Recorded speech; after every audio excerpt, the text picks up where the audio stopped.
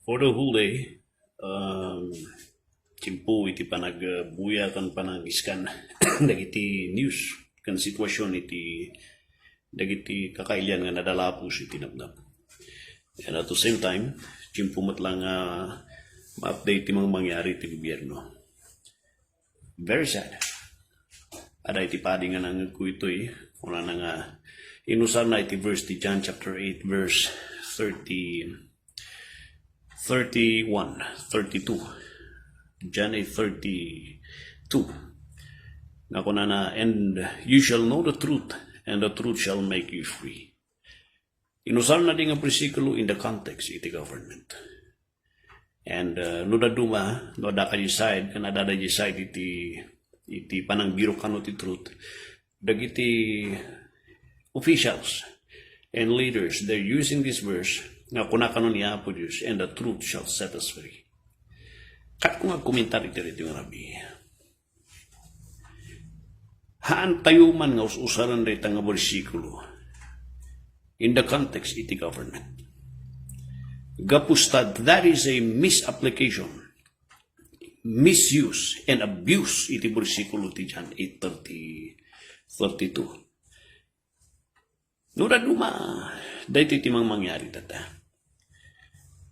Kunada, para mahingi natin ang hustisya, dahil ganito ang dapat natin gawin. At para iti pagsayatan iti nasyon, iti Pilipinas, kailangan natin ang katotohanan, dahil ang katotohanan ang isuti mangitid waya-waya kada tayo. I would like to make a statement on this. This is a blatant use. Iti native verse nga nito it is a misuse. It is a abuso nga panakausar ti bersikulo because haan nga dayta ti sasalita na. The point nga bagbaga na to it's not about a government nga kuna tayong freedom. It's not about a government or kuna tayong it involves a nation's condition. Ti sarsaritaan na rito nga bersikulo kat sarsaritaan na maipanggap da iti truth iti sao iti Diyos. Sarsaritaan na iti importansya iti sao iti Diyos. Sarsaritaan na maipanggap iti kinasiasino ni Jesucristo nga isunakat Diyos. That's why haan nga mabalin nga kunatay nga usaron tayo iti nga bersikulo. Then in the context iti politika tayo ta usaron tayo. Abuso unay dita.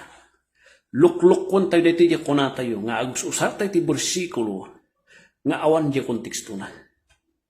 No it is already a libel. It is already a part iti hearsay, kalukwan, chismis tayo ta. And haan nga mapaling nga araramidan tayo ti sao ti Diyos nga mangindipinsa iti kalukwan tayo. So dito ti makita tayo. Please, kakapsat. Haan tayo man nga ususalan dito nga bersikulo. Iti sarili tayo nga estado. Ikonteksto tayo dito iti usto nga pakasaran na. And the proper use of this is in the context iti sao ti Diyos.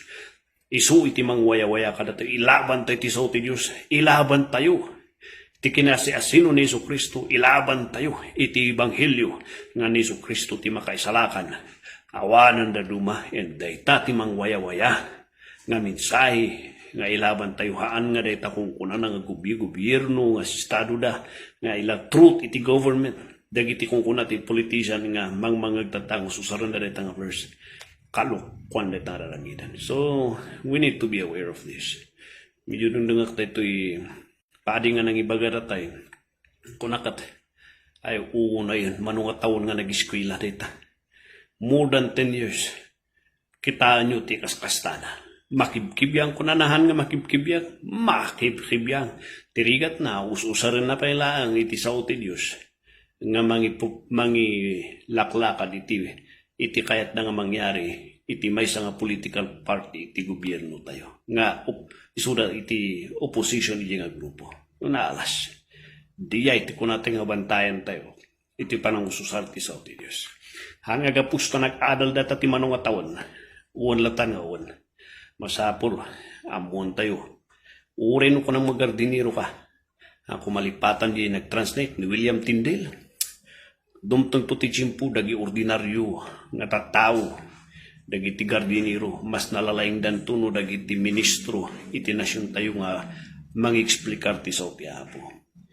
So kaliliday nga kasjay ti mga mangyari. So I hope ma-aware tayo matlang.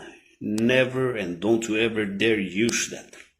Iti issues kan iti konteksto kat gobyerno kan kasjay. Then ko lang nga isuti ko na ni Apo Dios. That is not what Christ said. Ije John 8:32 nga diay. Alright, so God bless and hope nga na-set kayo tatang rabigap sa.